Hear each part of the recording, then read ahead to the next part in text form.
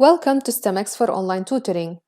During this tutorial, we'll take a closer look into the application and have a walkthrough to check some of its features and how to use it.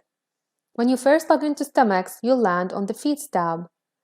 Here you will see all announcements and updates, such as introduction of new tutors or courses, any changes in schedules, useful student guidelines, and so on.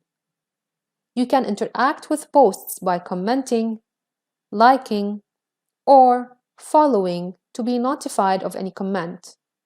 You can even share public posts on different platforms as well. The library section.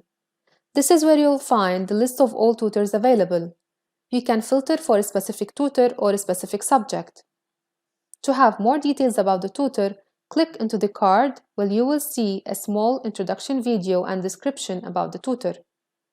You can also easily contact the tutor through the provided contact information. All the educational materials can be accessed and are available through different channels such as webinars, videos, documents, and blogs. All these materials can also be shared with other people as well. The requests section. To log any request or clarification, you can simply click on the plus button where you will have a list of multiple requests to choose from based on your need. You can also track all open request status either by choosing from the open requests list down or also by swiping through the requests cards and clicking to see the details of the one you want.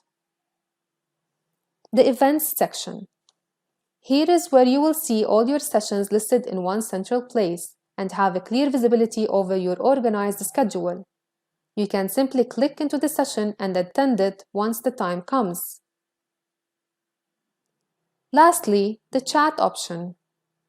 The built-in chat feature allows students and tutors to chat directly without the need to exchange any contact numbers.